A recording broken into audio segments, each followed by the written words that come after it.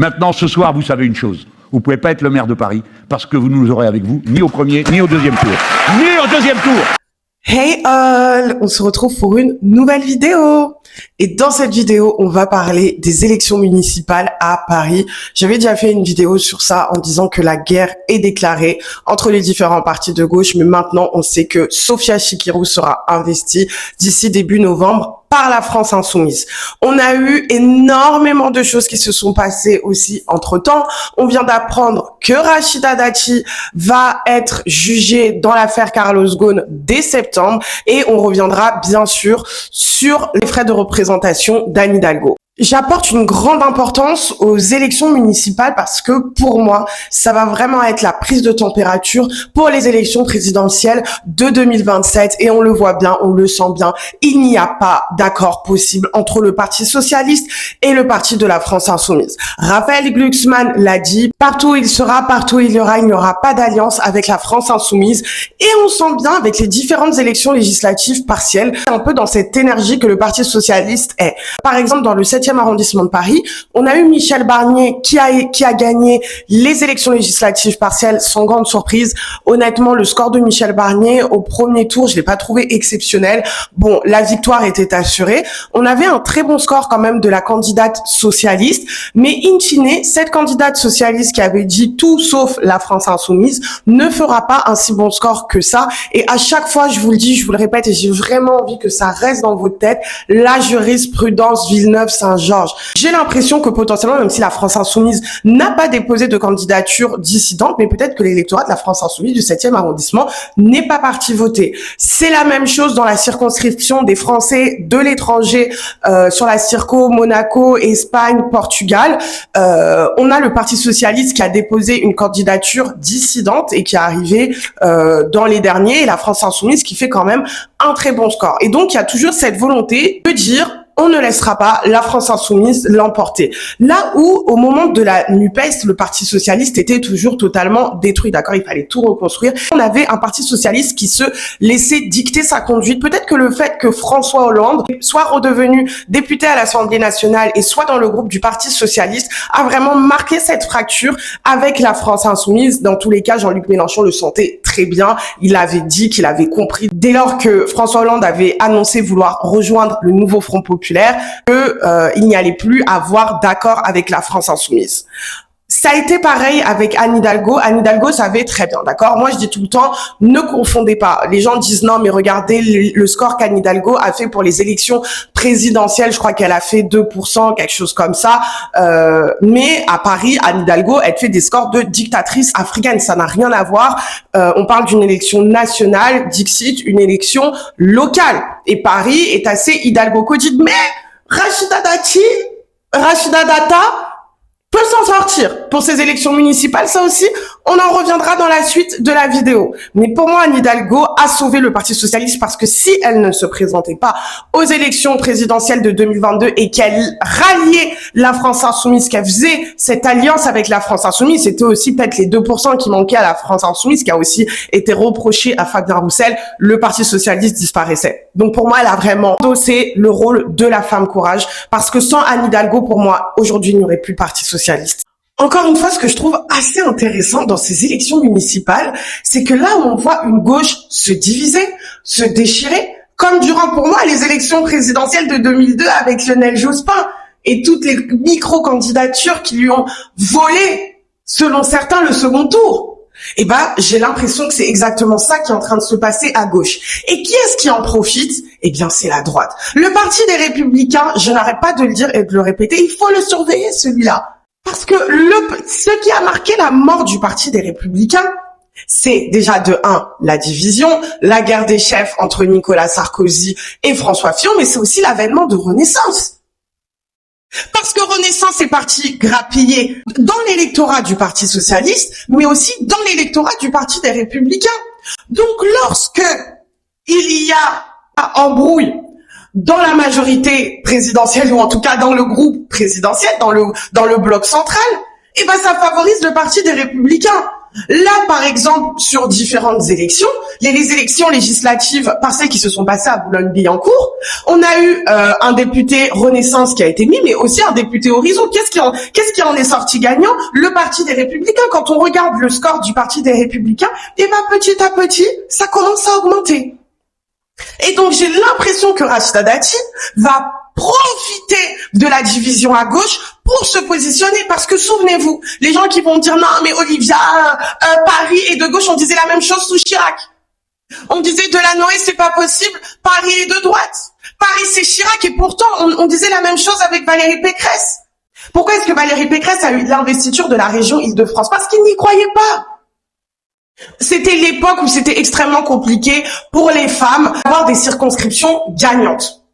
Ce qu'on faisait, c'est que vu qu'il y avait la loi de la parité homme-femme, on mettait des femmes, 50% d'hommes, 50% de femmes, et on donnait en général, dans la grande majorité des cas, les circonscriptions perdantes aux femmes. Ça a été la même chose pour Valérie Pécresse. Elle a eu la région Île-de-France.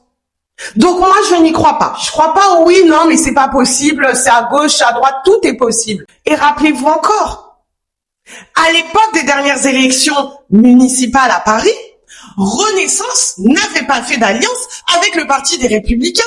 Là, ils ont compris que l'union fait la force. On peut aussi revenir sur ça, parce que au final, dire que les Républicains et le bloc central font une union et font partie du même front républicain, et ben ça veut dire qu'au final, le Parti des Républicains fait partie du centre et non plus de la droite. Ça, je vous laisse en décider.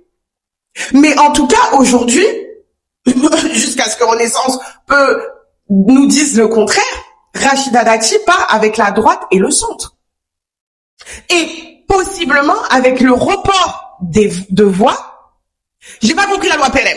Je vous avoue que là, il faut vraiment que quelqu'un, on m'a expliqué, on m'a réexpliqué, je comprends rien du tout. Moi, j'ai toujours voté comme on vote à Paris, donc j'ai rien compris pour la loi PLM. Je sais même pas s'il y aura un second tour. Mais en tout cas, s'il y a un second tour, pour moi, le report des voix de l'électorat du Rassemblement national ira à Paris. Et on regarde le score du Rassemblement national, il est non négligeable. Actuellement, qui plus est, je tiens à rappeler que quand il y avait la guerre pour savoir qu'il allait avoir l'investiture du PS entre Rémi Féraud et Emmanuel Grégoire, Rémi Féraud avait dit quoi sur la France Insoumise? Souvenez-vous, là on rembobine, là, on fait un petit travail. Rémi Féraud avait dit non, moi surtout pas la France Insoumise. La France Insoumise c'est un parti d'antisémites. Jean-Luc Mélenchon immédiatement a dit si Rémi Féraud est investi par le Parti socialiste, pas une seule voix pour Rémi Féraud, pas une seule voix de la part de l'électorat de la France Insoumise ne doit aller à Rémi Féraud. Marre de se faire insulter d'antisémite. Quand on a posé la question à Emmanuel Grégoire a été plus fin. Il a dit moi il n'y aura pas d'alliance avec la France Insoumise parce que la France Insoumise a toujours été dans l'opposition. Donc pareil, là où au final, je crois que les élections, redites-moi, je crois que les élections municipales c'était 2021-2022. Là où la France Insoumise ne pesait pas forcément, ou en tout cas n'avait pas cette envie d'y aller pour aller récupérer des mairies. Donc lors des dernières élections municipales, pour moi aujourd'hui, la France Insoumise, ça va être compliqué de faire sans. Ça va être compliqué de faire sans la France Insoumise pour gagner la mairie de Paris. Et ça peut profiter à qui? Ça peut profiter à Rachida Dati et au Parti des Républicains. Et encore une fois, comme je vous le dis, cette division, ça nous montre, parce que cette division, on la voit à Paris, mais on la voit aussi à travers toute la France. Marseille, bébé, je n'imagine même pas comment cela va être à Marseille. Pour moi, la France Insoumise, elle va avoir la mairie du 19e arrondissement. La France Insoumise, si vous n'avez pas la mairie du 19e arrondissement, Jaurès, Stalingrad et tout, non. Pour moi, en tout cas, je me dis, s'il y a une mairie à Paris qui doit tomber dans les mains de la France Insoumise, c'est celle du 19e arrondissement, le fief de Danièle Obono, où elle fait ses scores de dictatrice soviétique, exactement comme Rachida Dati, au final. Hein. Rachida Dati, elle fait ses 60%. Est-ce qu'elle a besoin de faire campagne dans le 7e arrondissement? Girl. Et pour moi, c'est la même chose dans le 19e. Donc, je pense que là, j'ai vu même un peu dans les stories et tout de Sophia Chikirou, ça y va. J'ai mes contacts aussi dans le 19, on me dit la France Insoumise, là, déjà, ils sont sur le terrain. Autre problème qui arrive, je vous dis, j'arrêtais pas de vous dire, vous allez voir, les bulles puantes, elles arrivent petit à petit. Les élections, on a bien vu comment ça s'est passé au moment de l'affaire Griveaux. Hein. L'affaire Griveaux, ça a été le wouhou. ça nous a tous pris de court. Bah là, on commence doucement. On commence avec les frais de représentation. Vous me connaissez, j'étais au Conseil parisien de la jeunesse. J'ai travaillé avec Anne Hidalgo, que j'adore. Je n'arrive pas forcément à être impartiale, mais j'avoue qu'au niveau des frais de représentation, je les ai trouvés quand même assez dérangeants, d'accord? Surtout la facture téléphonique de 35 000 balles à Tahiti. Wow, what the fuck? Ça m'a beaucoup surprise, mais c'est le jeu de la politique. Et là, je vois que Mediapart, justement, a redemandé d'autres notes de frais de représentation d'Anne Hidalgo. Son bureau a refusé. Il faut savoir que, étant donné que c'est de l'argent public, eh ben, je crois, peut-être, dites-moi, est-ce que c'est pas la loi de la transparence, là, que François Hollande avait mis en place? Mais en tout cas, si on te demande ces informations, tu es dans l'obligation de les donner. Donc, à un moment ou à un autre, Anne Hidalgo sera obligée de donner le reste de ses notes de frais de représentation. Et je pense que si là, elle a des choses à cacher, c'est que le reste, ça peut surprendre.